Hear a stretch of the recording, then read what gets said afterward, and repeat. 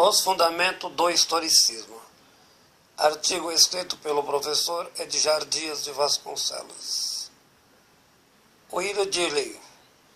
É importante entender o conceito epistemológico do historicismo do ponto de vista da história, sendo que a referida etimologia apresenta sempre embate entre o positivismo e o marxismo.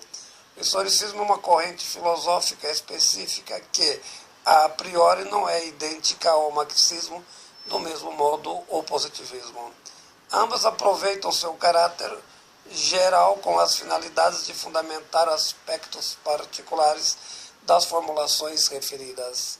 No entanto, o historicismo serve de base para a construção de uma análise marxista, no mesmo sentido como substância aos procedimentos do positivismo, no caso especificamente da teoria de Max Weber.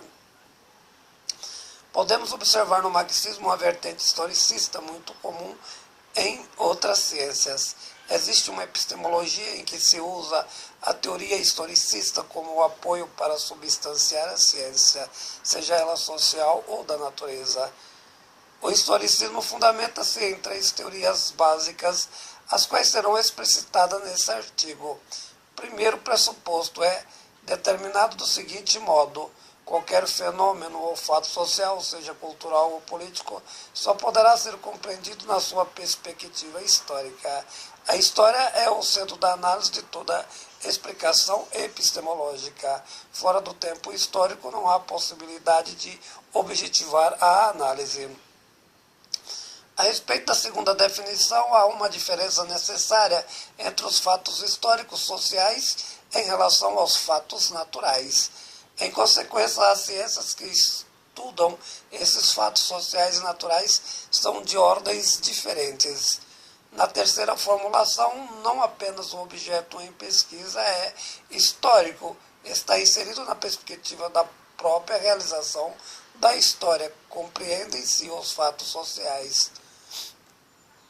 O próprio sujeito que pesquisa não é apenas produto da mesma, está mergulhado em si própria. O sujeito é fruto da mesma evolução, ambos produtos culturais. Não se separa o sujeito da análise. O objeto e sujeito possuem igual identificação.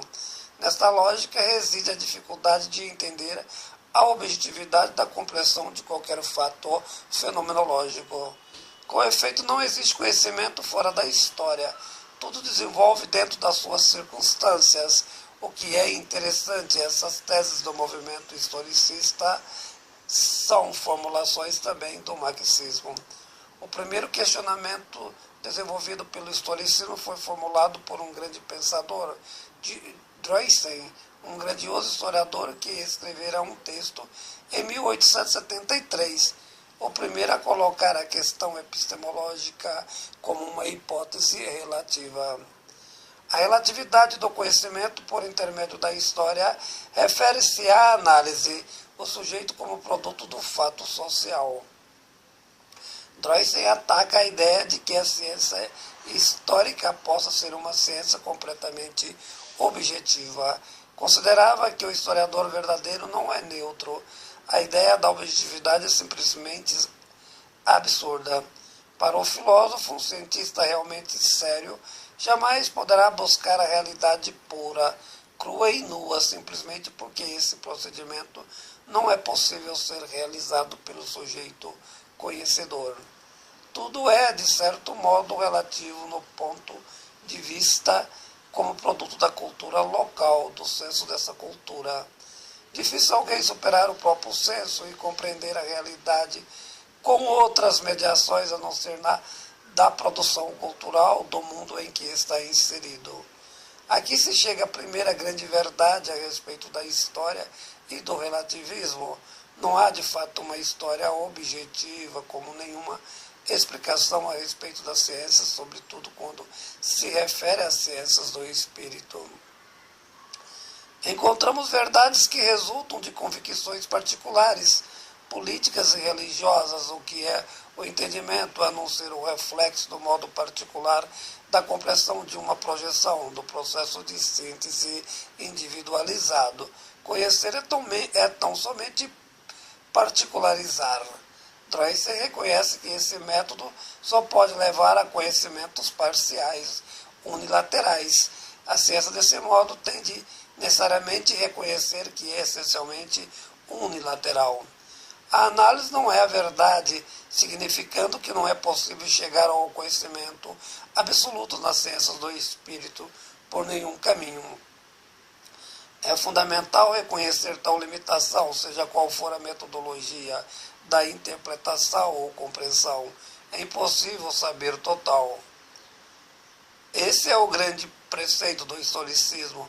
É importante o entendimento desse limite, e isso não traz problema à ciência do espírito. No final do século XIX, a filosofia historicista começa a adquirir corpo científico e assume caráter relativista, uma razão lógica natural. Então, o historicismo, que inicialmente tinha uma tendência conservadora, começa a perceber que tudo na história muda, inclusive as concepções da mesma. Aos poucos, essa corrente vai entendendo a necessidade que se tinha da história de desvincular-se das suas próprias tradições que justificavam antigos domínios. Assim, a história absolutista justificava poderes inadequados. Com o desenvolvimento do capitalismo, a sociedade burguesa e, sobretudo, com a industrialização, não dava mais para se afirmar que as interpretações das velhas instituições eram de fato verdadeiras para atender o próprio desenvolvimento coerente, sintético, como mediação do social. O processo histórico inicia-se dissolvendo certezas. Sociólogos tradicionais começam a entrar em crise, verificando que suas formas de análise não correspondiam mais com a verdade do entendimento da história. Surgem conceitos novos para a interpretação, inicia-se um período de transição, incertezas e dúvidas nesse contexto cultural. O historicismo adquiriu definitivamente uma dimensão relativista que representa um avanço do ponto de vista científico. O primeiro representante e mais importante desse movimento em que se deu no historicismo foi o grande filósofo e sociólogo William Dilley, que iniciou suas obras no final do século XIX, continuando até o princípio do século XX. Dilley foi um grande pensador que provocou uma enorme influência da distinção fundamental entre ciências do social e ciências da natureza. Fundamental entender o que escreveu a respeito dessa distinção no uso das duas ciências em referência. Seu primeiro critério é que nas ciências do espírito, ciências culturais ou sociológicas, o sujeito e o objeto são idênticos. Significa que o homem analisa ao tentar compreender o objeto e, do mesmo modo, o espírito estuda a si próprio. Objeto, cultura e sujeito se identificam. O que é diferente nas ciências da natureza e que o homem estuda o que está fora dele mesmo. O objeto é exterior, como os astros, os animais, enfim, tudo que não é especificamente da parte da cultura. Quanto ao estudo referente ao espírito, ou seja, ciências sociais, o homem, quando apreende o objeto de certa maneira, estuda a si próprio. O sujeito, como ser cultural, investiga a cultura. Esta é a diferença fundamental entre as duas ciências, o que é do campo da interpretação, ou, contrariamente, do outro modo, da compreensão. Na ciência do espírito existe uma identidade recíproca entre o sujeito e o objeto, que coloca o problema da objetividade em condições completamente diferentes em relação a outra ciência, a ciência da natureza. Quanto à ciência, foca o objeto em relação ao sujeito como fator de identidade. Existe dificuldade em distanciar o mesmo em relação ao sujeito. Na ciência do espírito, os juízes de valor e os juízes de fato são inseparáveis, em função de o sujeito ter seus valores que são inevitavelmente valores da cultura. Dilley formula uma explicação diferente a respeito do critério da metodologia historicista, que é a necessidade de não apenas explicar os fatos, pois isso seria muito difícil, dada a não possibilidade de chegar à objetividade. Portanto, é necessária a interpretação, nesse caso específico, tratando não apenas a explicação empírica, tipicamente da metodologia indutiva. Entende-se que as ciências do natural podem apenas dar uma explicação exterior empírica. No entanto, não podem entender o significado do fenômeno no aspecto da referência do espírito. Exemplo, 2 pedaços de madeira presos no seu centro por um prego, que significa que não está sendo descrito segundo as leis da física. Jamais os valores da cultura ou cientista do espírito compreenderia o significado da cruz na visão da física, o que significa para os padrões culturais, além do que é simplesmente exposto pelas leis da natureza. Espírito, através da interpretação, dá o significado da descrição, que é o entendimento cultural do objeto e não da natureza daquilo que constitui materialmente. Esta é a diferença fundamental entre as duas ciências em um entendimento. Com essa formulação, Diller chega à seguinte conclusão, que as ciências sociais são produtos da história e só podem ser entendidas na historicidade limitada. A verdade não é absoluta. Exemplo, as proposições da matemática 2 mais 2 são 4, pois as verdades produzidas pelo espírito são historicamente relativas, valem para o conjunto das produções coletivas produzidas pela sociedade. Diller, um grande filósofo, entende a história do mundo como um tribunal, quando cada sistema teórico é apenas relativo e passageiro. A transitoriedade faz parte da essência da história. A objetividade é apenas uma ilusão. O saber absoluto não existe para a ciência do espírito. Como chegar à verdade quando a mesma não é possível? Entender o que? Resta-nos a dificuldade de compreender a realidade em questão. A história é tão somente um imenso campo de ruínas. Cada sistema exclui o outro e nenhum consegue provar definitivamente a verdade. Tudo o que aparece são apenas sinais da subjetividade, seja qual o momento em análise dos conteúdos históricos.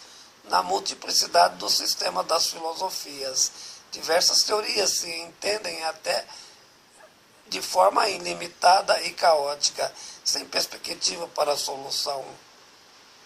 Significa que essas teorias não têm valores epistemológicos, mas todas as condicionadas ao tempo, com efeito limitadas ao próprio conhecimento relativo a uma situação histórica determinada. Cada um desses sistemas revela uma dimensão do universo, sendo verdadeiros, mas também unilaterais. Refletem apenas um pedaço, um aspecto da realidade. Torna-se impossível ter uma visão completa. Diller percebe então que a ciência do social está envolvida numa profunda contradição sem saída. Procura atingir o conhecimento objetivo, o que é impossível para a própria ciência. Deseja um conhecimento válido, mas como? Cada obra é vinculada a uma visão de mundo. Desta forma funciona a ciência do social com diversas ideologias. O conhecimento está delimitado ao limite do mecanismo do próprio saber. Karl Mayne, outro sociólogo, procura dar uma solução a esta questão. Refere-se epistemologicamente, sucintamente, ao dizer que todo conhecimento reflete apenas a uma situação de classe. A verdade é uma relação do desejo de domínio. Procura dar uma visão social do entendimento da análise apenas política e, consequentemente, marxista. Entretanto, não resolve também a questão da objetividade do saber a respeito da ciência do espírito. O pensamento nessa perspectiva defende que o entendimento está necessariamente ligado a uma condição de classe social. Essa é uma tese também do relativismo. O importante é que se coloca certa referência como dependência do marxismo. O fato de entender as doutrinas, as ideologias, a uma posição de classe, dá-se num grande desenvolvimento dessa formulação, pois tudo antes era visto apenas na perspectiva de tempo histórico e da relatividade da cultura. Karl May introduz a filosofia materialista como análise e percebe que não basta o tempo histórico, mas os interesses de classes sociais. A formulação é essencialmente dialética, nasce dos pressupostos das contradições. A visão do mundo tem interesses particulares e desse modo que funciona o mundo, a política, particularmente a história. Com efeito, existem diversos saberes a respeito das verdades e dos interesses. Qual seria o caminho para encontrar a objetividade das análises? Dependeria da equalização das diferenças sociais, na medida em que, através de uma revolução política e econômica, houvesse uma sociedade mais justa.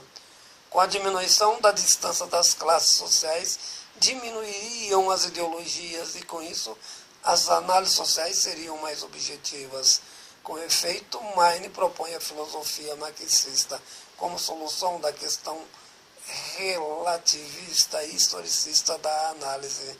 Desse modo, coloca como solução a política para que o historicismo alcance as proposições relativamente objetivas. Com certa igualdade coletivista do Estado, o capitalismo não seria um sistema econômico propulsor da verdade. Isso estava, de certa maneira, muito claro para a nova leitura historicista. Artigo escrito pelo professor Edgar Dias de Vasconcelos.